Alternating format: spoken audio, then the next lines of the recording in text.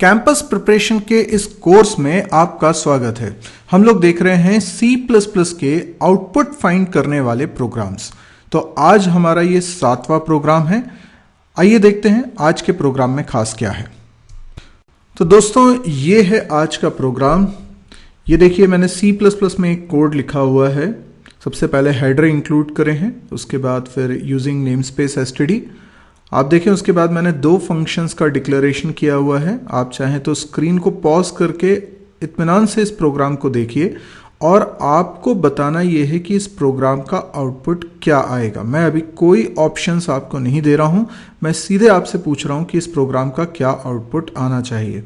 आप देख सकते हैं यहाँ मैंने दो फंक्शंस का डिक्लेरेशन किया है और मैं ध्यान दिला दूं आपको कि दोनों फंक्शंस के नाम मैंने जानबूझ के सेम रखे हैं। यहाँ पर आपको अपने फंक्शन ओवरलोडिंग के कॉन्सेप्ट को इस्तेमाल करना है और बताना है कि मेन फंक्शन के अंदर जब मैंने एक फंक्शन को कॉल किया है तो कौन सा वाला वर्जन कॉल होगा। तो आप स्क्रीन को पॉज कर लीजिए और रिज्यूम तभी करिएगा जब आप इसका आउटपुट सोच लें। मैं उम्मीद करता हूं कि आप लोगों ने स्क्रीन पॉज करके इसको इत्मीनान से देख लिया होगा कि इसका आउटपुट क्या आएगा। और अब मैं बताने जा रहा हूं इसका सोल्यूशन। इसमें आएगी एरर इसलिए आएगी क्योंकि दोनों फंक्शंस के सिग्नेचर एग्जैक्टली सेम है। आप कह सकते हैं कि यहां पर जो दो फंक्शंस f1 नाम के बने हैं C++ में, देखिए कई लोगों को मिसकंसेप्ट है। मैं आपको पहले बता दूं कि मिसकंसेप्ट क्या है। लोगों को ये लगता है कि दो फंक्शंस के अगर नाम सेम रख दिए जाएंगे C++ में तो वो फंक्शन ओवरलोडिंग हो जाएगी। बात सिर्फ इतनी सिंपल नहीं है, कुछ और भी रूल्स इसके साथ जुड़े हुए हैं। अगर आप कहते हैं कि दो फंक्शंस का नाम सेम रखना ही फंक्शन ओवरलोडिंग है तो ये अधूरी बात है। यहां पर हमने दो फंक्शंस बनाए और दोनों के नाम सेम रखे हैं, जैसे कि f1। हमने दोनों फंक्शंस के आर्ग्यूमेंट्स भी सेम रखे हैं। हमने दोनों फंक्शंस में लेकिन रिटर्न टाइप में अंतर रखा है। पहले वाले वर्जन में रिटर्न टाइप इंट है और दूसरे वाले वर्जन में रिटर्न टाइप वॉइड है। तो इस नाते दोनों फंक्शंस का प्रोटोटाइप अलग अलग है, लेकिन प्रोटोटाइप के आधार पे फंक्शंस का चुनाव नहीं होता। अब ये फंक्शन पहला वाला चले या दूसरा वाला चले, आप फंक्शन के कॉल को देखिए लाइन नंबर 8 में। लाइन नंबर 8 में आप देख पा रहे हैं कि हम f1 फंक्शन को कॉल कर रहे हैं और उसके अंदर एक इंटीजर वैल्यू पास कर रहे हैं। तो यहां दोनों ही f1 फंक्शन ऐसे हैं जो एक एक इंटीजर वैल्यू ले रहे हैं। इसका मतलब दोनों ही कॉल हो सकते हैं।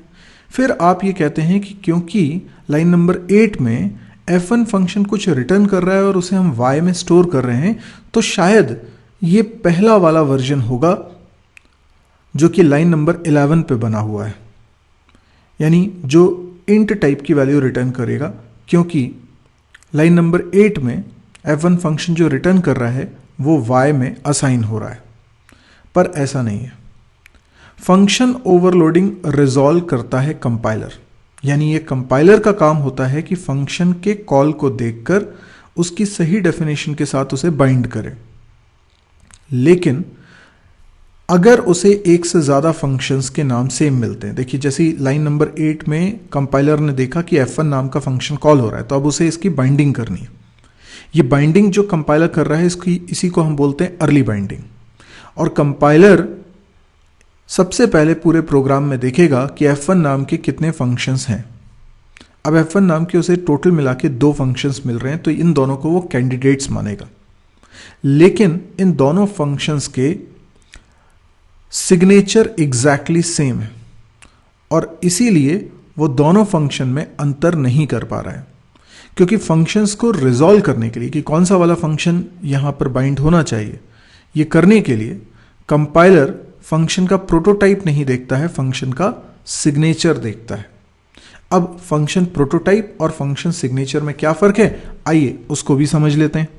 यहां पर आप देख सकते हैं कि दोनों फंक्शन के डिक्लेरेशंस मैंने लिखे हुए हैं। तो फंक्शन प्रोटोटाइप और फंक्शन डिक्लेरेशन में क्या फर्क है, आइए उसको समझते हैं। सबसे पहले हम बात करते हैं फंक्शन प्रोटोटाइप की। प्रोटोटाइप में 3 बातें होती हैं। सबसे पहले रिटर्न टाइप, फंक्शन का नाम और आर्ग्यूमेंट्स। ठीक है, 3 चीजें होती हैं। और फंक्शन सिग्नेचर की जब बात करते हैं, सिग्नेचर, तो हम बात करते हैं सिर्फ फंक्शन नेम और आर्ग्यूमेंट्स की। ठीक है, रिटर्न टाइप की बात नहीं करते। अब जरा इन दोनों फंक्शंस के डिक्लेरेशन को देखिए। पहले वाले फंक्शन का प्रोटोटाइप क्या है? रिटर्न टाइप इंट है, फंक्शन का नाम f1 है, आर्ग्यूमेंट 1 है इंट टाइप का। अब दूसरे वाले डिक्लेरेशन को देखिए, उसमें रिटर्न टाइप क्या वही है जो पहले में था? नहीं। फंक्शन का नाम वही है? यस। आर्ग्यूमेंट्स वही है? यस। यानी ओवरऑल कॉम्बिनेशन डिफरेंट हो गया, क्योंकि यहां पे रिटर्न टाइप में फर्क है। तो मैं कहूंगा दोनों फंक्शंस के प्रोटोटाइप डिफरेंट है। लेकिन जब बात करते हैं फंक्शन सिग्नेचर की, तो हम रिटर्न टाइप को इग्नोर करते हैं। हम सिर्फ देखते हैं फंक्शन का नाम दोनों जगह सेम है, आर्ग्यूमेंट्स दोनों जगह सेम है, ये कहलाता है सिग्नेचर। तो दोनों फंक्शंस का सिग्नेचर एग्जैक्टली सेम है। C++ में रूल है कि फंक्शंस के सिग्नेचर अलग अलग होने चाहिए। सी लैंग्वेज में रूल था कि फंक्शन के नाम अलग अलग होने चाहिए, लेकिन C++ में रूल है फंक्शन के सिग्नेचर्स अलग अलग होने चाहिए। ये डिफरेंस है C और C++ में। तो इसीलिए कि यहां पर फंक्शन के सिग्नेचर सेम है, यहां पर आएगी error, ambiguity error. Ambiguity error का मतलब क्या हुआ? इसका मतलब यह हुआ कि ये जो फंक्शंस का डिक्लेरेशन हुआ है, पहले इसका डिक्लेरेशन हुआ है, फिर इसका डिक्लेरेशन हुआ है, तो सेकंड वाले डिक्लेरेशन ने, ये न्यू डिक्लेरेशन है और ये ओल्ड डिक्लेरेशन, तो न्यू डिक्लेरेशन ने ओल्ड वाले डिक्लेरेशन को एम्बिगियस बना दिया है ना। ये नए डिक्लेरेशन से अब कंपाइलर को कंफ्यूजन हो जाएगा कि इस वाले को कॉल करना है कि इस वाले को कॉल करना है, क्योंकि दोनों के सिग्नेचर सेम। तो यही एरर आएगी। एक बार मैं रन करके और आपको दिखा देता हूं ताकि आपको तसल्ली हो जाए। ये रहा वो प्रोग्राम जो अभी हमने देखा था। अभी मैंने जूम किया हुआ था तो आपने कोड देख लिया था। अभी मैं इसको रन करके आपको बताता हूं। देखिए मैं रन कर रहा हूं, यहां पर आ रही है एरर।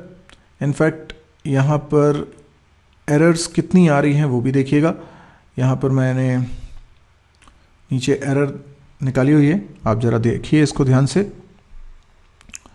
यहाँ एरर मैसेजेस दिख रहे हैं और लाइन नंबर भी आपको दिखाई दे रहा है। आप एरर मैसेज देखिए, 4th नंबर की लाइन में है error, ambiguates old declaration int f1 int. यानी ये जो लाइन नंबर 4 में आपने नया डिक्लेरेशन कर दिया है वो पुराने डिक्लेरेशन को एम्बिगुएट कर रहा है, यानी एम्बिगस हो रहा है। एम्बिगस हो रहा है मतलब क्या हुआ कि दोनों में वो समझ नहीं पा रहा है कि कौन सा वाला वर्जन सही है। यही बात वो आगे डेफिनेशन के वक्त भी कहता है। तो इन टोटल दिखाता है कि 4 एरर्स हैं, पर वो बेसिकली एक ही दिक्कत के कारण एरर्स हैं। तो आई होप आपको ये समझ में आ गया होगा और आप इस बात को ध्यान रखेंगे कि फंक्शन ओवरलोडिंग में फंक्शन प्रोटोटाइप भूमिका नहीं निभाता, फंक्शन का सिग्नेचर अलग अलग होना चाहिए। अब यदि आपको ये प्रोग्राम पसंद आया है तो आप इसको लाइक कर सकते हैं। यदि आपको लगता है कि इस तरह के और वीडियोस देखने में आप इंटरेस्टेड हैं तो इस चैनल पे सब्सक्रिप्शन बनाए रखें, या सब्सक्राइब अभी तक नहीं किया है तो इसको सब्सक्राइब करें। कुछ पूछना है तो आप कमेंट्स के जरिए पूछ सकते हैं। आपको लगे कि ये बहुत काम का वीडियो है तो आप इसको शेयर करिए। पर इसके साथ ही आप मेरी वेबसाइट mysurgery.com को विजिट करना ना भूलें, जहां पर मैं डेली 2 वीडियोज अपलोड कर रहा हूं और इसकी जानकारी आपको इस साइट पर मिल जाएगी। कौन से वीडियोस अपलोड होने वाले हैं, कौन से रिसेंटली अपलोड हुए हैं, वो सब मिलेंगे। सारे वीडियोस के लिंक बहुत ही ऑर्गेनाइज मैनर में मिलेंगे। 850 से ज़्यादा वीडियोस अभी तक मैं पब्लिश कर चुका हूं, तो आप उसकी लिस्ट देख सकते हैं यहाँ पर। साथ ही साथ यहाँ पर कैंपस प्रिपरेशन से रिलेटेड ढेर सारा कंटेंट आपको मिलता है।